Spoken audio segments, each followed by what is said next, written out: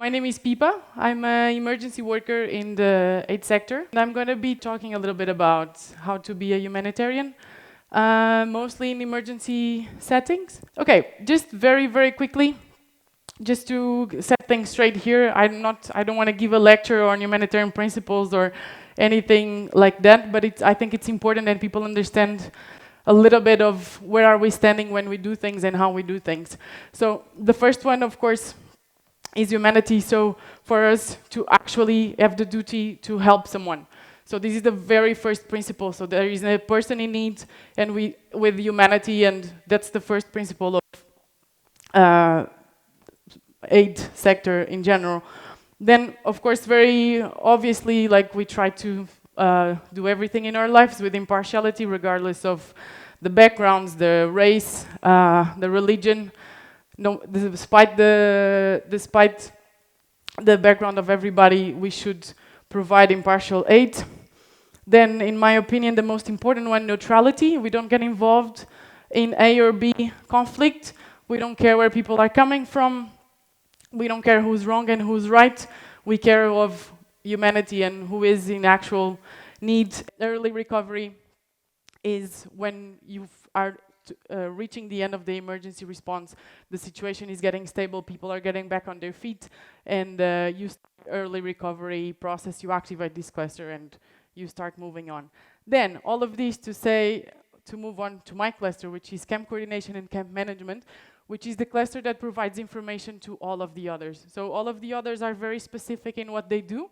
We are messed up, we are involved in all of them. So we need to make sure that all of these services arrive to our camps.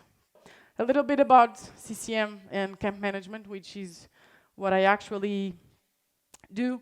So the most important thing we do is information management. Again, all the other sectors do distribution. So WASH will build latrines and will rehabilitate water points and connect them to the network, or will do water trucking. Food will provide food, shelter will provide shelter. For us, the most important thing we do is we inform the whole response.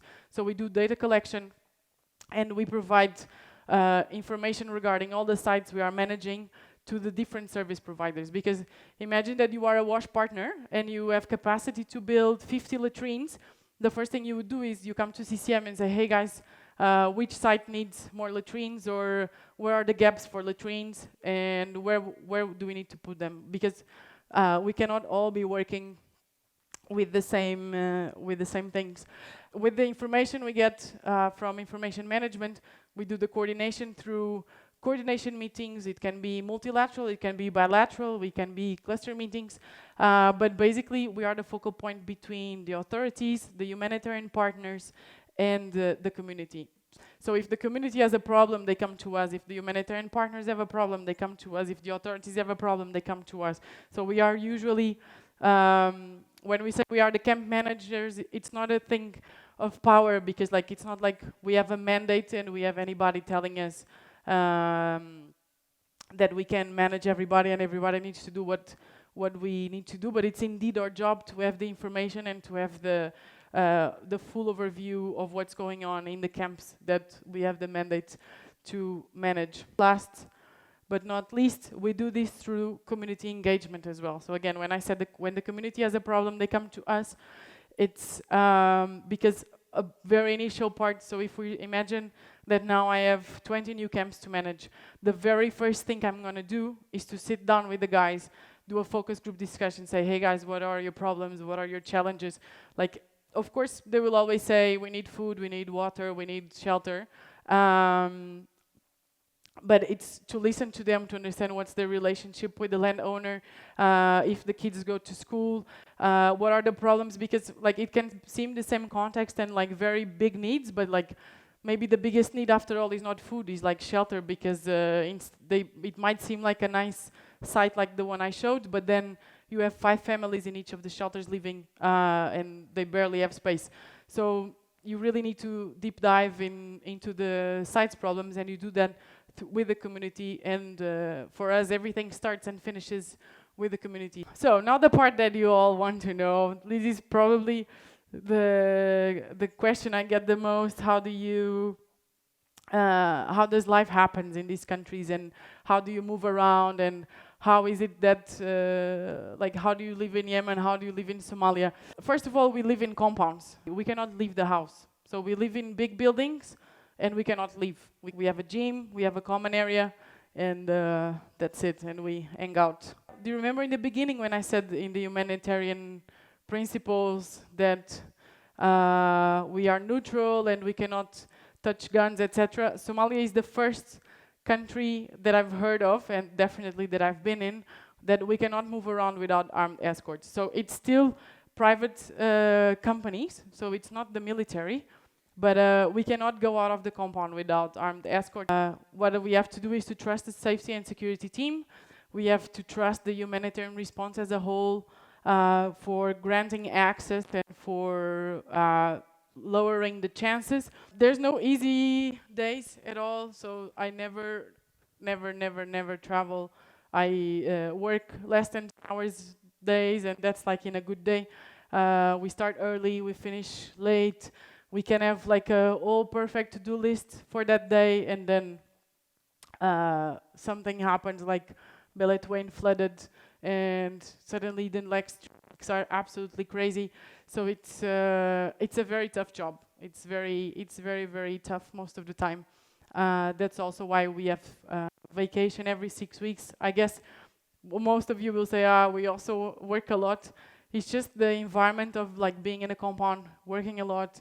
When you go to the camps, you just see very difficult situations. So it really is physically and mentally exhausting work. And you cannot help everybody. So for those of you who want to be humanitarians, so it takes an area of expertise. So depending on architecture, imagine if you are an architect, you could do shelter. If you are an engineer, you could do WASH. If you are doing communication, you can do communication. If you're good with words, you can do grants.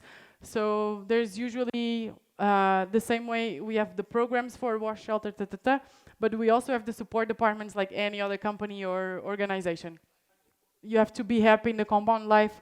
We usually have a little outdoor area and lots of resilience and stimulate your mental health. Ultimately, we see different difficult things all the time. We are living and working with the same people. We cannot get out, so we really need to balance our mental health. You gotta be ready for organizing your life in R&R cycles. This is something that my friends say I'm good at, which is keeping the balance back home. So invest in phone calls, invest in video calls, be there for your friends. Like, I've seen so many, I would say like 80% of the humanitarians are broken and their life back home is not good, so they just, they lose themselves at some point. So it's very important that we keep remembering what do we have back home. How did it happen to me? So as I was introduced, I just always wanted, this is what I always wanted to do. It started with, I guess it was Iraq back in 2003 on TV with the wars, with the bombs exploding. I said, Mom, this is what I want to do. Then a year later in school, my English teacher taught me the concept of gap year, and I never forgot about it again. And I also said, Mom, when I finish high school, I'm going to do a gap year in Africa to help people. So when I went and did that, until that moment, I wanted to be a journalist. But then when I started this first trip in Africa, I was like, okay, so journalism is not enough. I want to do the development or do some work in the field. I studied international relations. Then in the middle of university, I was studying the Palestinian conflict. So I did another gap year in the middle of university. And when I visited and traveled across all Palestine, I was like, okay, development is also not my thing. What I want to do is emergency. I want to help these people fleeing from a problem right now. I always knew what I wanted. I really wanted to do emergency. People imagine that we sacrifice all the time. We don't sacrifice all the time. We're very well taken care of. We're not volunteers at all. We are well paid. We're happy to be there. And that's it. I'll finish how I started. Like, let's be grateful for having the lives we have and for having been given the opportunity. Because we have so much power. Like, we are people who can travel. We are people who are educated, and we cannot really give up on the world, because the world is there and is in need. And that's it. Thanks a lot. Sorry for taking so long.